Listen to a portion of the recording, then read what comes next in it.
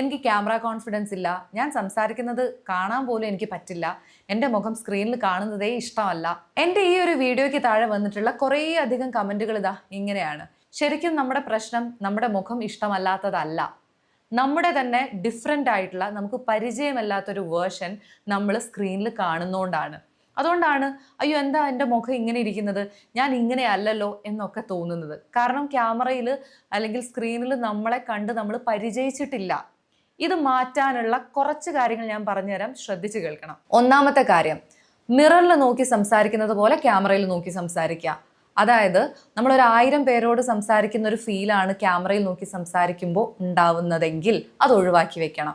നമ്മുടെ ഒരു ഫ്രണ്ടിനോട് സംസാരിക്കുന്ന പോലെ അല്ലെങ്കിൽ നിങ്ങളോട് തന്നെ സംസാരിക്കുന്ന ഒരു ഫീലിൽ മാത്രം എടുക്കുക. രണ്ടാമത്തെ കാര്യം, റെക്കോർഡ് ചെയ്യുമ്പോൾ തന്നെ എൻ്റെ മുഖം എന്താ ഇങ്ങനെ ഇരിക്കുന്നത്, എൻ്റെ ശബ്ദം എന്താ ഇങ്ങനെ ഇരിക്കുന്നത് എന്നൊന്നും നോക്കരുത്. ആദ്യം നിങ്ങൾ പറയുന്ന മെസ്സേജിൽ മാത്രം ഫോക്കസ് ചെയ്യുക. അത് ക്ലിയർ ആയി വളരെ നന്നായിട്ട് കമ്മ്യൂണിക്കേറ്റ് ചെയ്യുക. അതല്ലാതെ അതിനിടയ്ക്ക് എന്താ എൻ്റെ മുഖം ഇങ്ങനെ ഇരിക്കുന്നത് എന്ന് ചിന്തിക്കുമ്പോൾ നമ്മളുടെ മെസ്സേജിൽ നമ്മൾ പറയാൻ ഉദ്ദേശിക്കുന്ന കാര്യത്തിൽ നമുക്ക് ഫോക്കസ് ചെയ്യാൻ പറ്റില്ല. സോ ആദ്യം ആ ചിന്ത ഒഴിവാക്കുക. മൂന്നാമത്തെ കാര്യം, get use to your own face. നമ്മുടെ മുഖമായിട്ട് നമ്മൾ തന്നെ ഒന്ന് പരിചയമാവണം.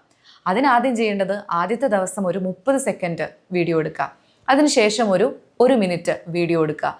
ഇതിങ്ങനെ ട്രൈ ചെയ്തുകൊണ്ടിരിക്കുക. ഓരോ ദിവസം കൂടുന്തോറും ഓരോ ടോപ്പിക്കിൽ നിങ്ങൾ സംസാരിക്കുക.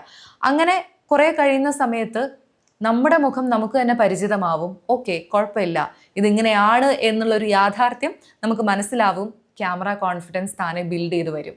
സോ എൻ്റെ ഈ ഒരു വീഡിയോയ്ക്കകത്ത് ഒരുപാട് പേര് ഞാൻ വീഡിയോ എടുത്ത് തുടങ്ങും എന്നൊക്കെ കമൻറ്റ് ഇട്ടിട്ടുണ്ടായിരുന്നു. നിങ്ങൾ വീഡിയോ എടുക്കാൻ തുടങ്ങിയിട്ടുണ്ടെങ്കിൽ നിങ്ങളുടെ എക്സ്പീരിയൻസ് ഷെയർ ചെയ്യാം. അതേപോലെ തന്നെ ഇനി മുതൽ ചെയ്യാൻ ആഗ്രഹിക്കുന്നുണ്ടെങ്കിൽ നിങ്ങൾക്ക് കമൻറ്റ് ചെയ്യാവുന്നതാണ്. സോ ഇതുപോലുള്ള കമ്മ്യൂണിക്കേഷൻ റിലേറ്റഡ് ആയിട്ടുള്ള വീഡിയോസിനായിട്ട് പ്ലീസ് ഡു ഫോളോ.